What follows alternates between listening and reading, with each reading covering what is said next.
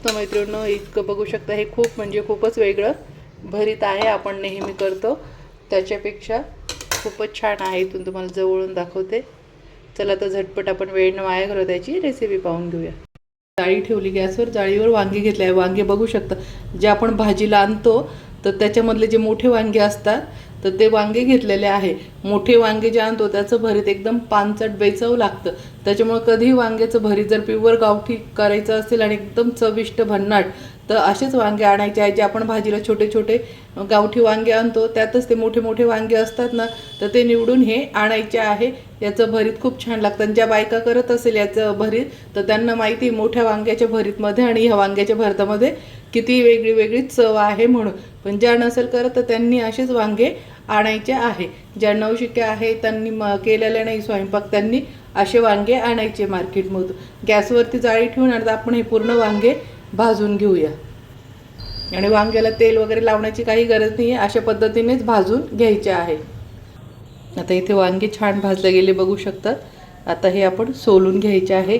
याची साल अशी काढायची आहे. अशा पद्धतीने सर्व आपण आता हे सोलून घेऊया. बघू शकता वांगे किती छान पटकन, हे वांगे खूप लवकर 2 ते 3 मिनिटात भाजल्या जातात.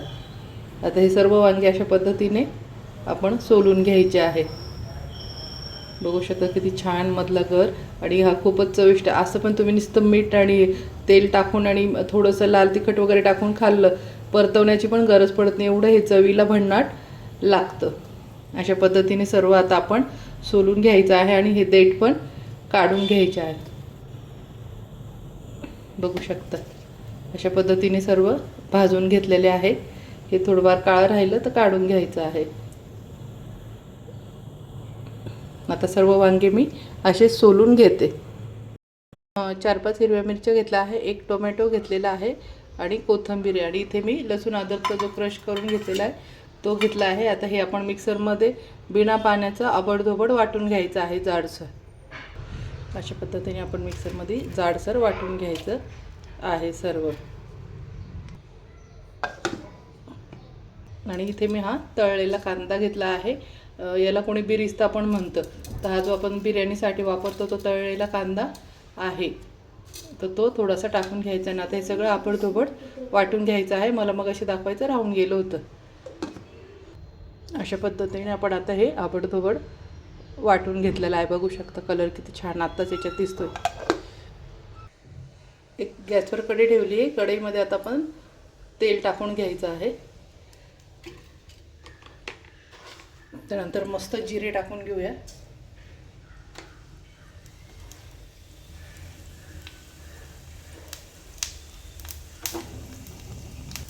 त्यानंतर आपण लसूण अद्रकचा जो क्रश करेला आहे तो टाकून घ्यायचा आहे. त्यानंतर आपण हिरवी मिरची, कोथिंबीर आणि टोमॅटो मिक्सरला बारीक केलं आहे ते टाकून घ्यायचं आहे.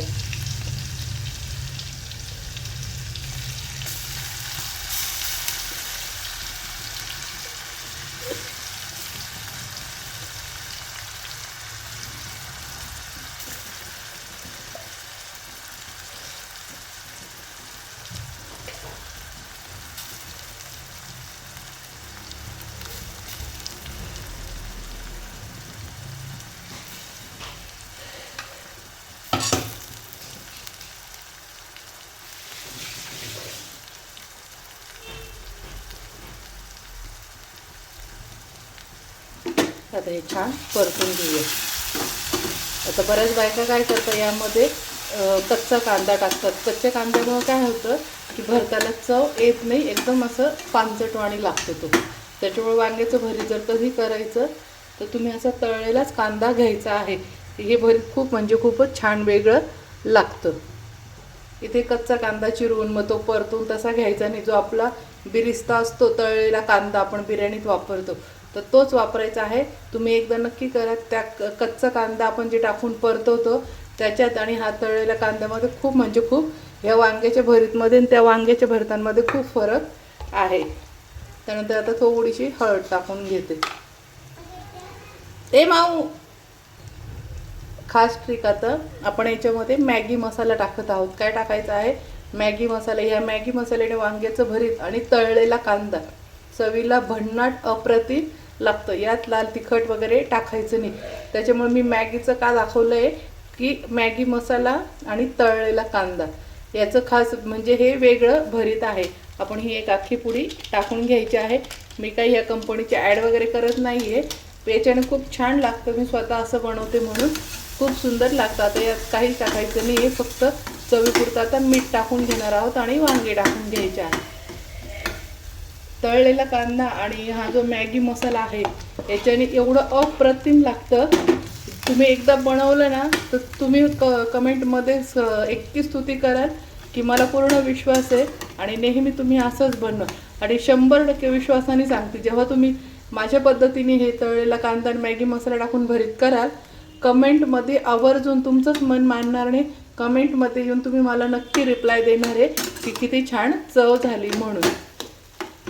आता यात चवीनुसार आपण मीठ टाकून घेऊया.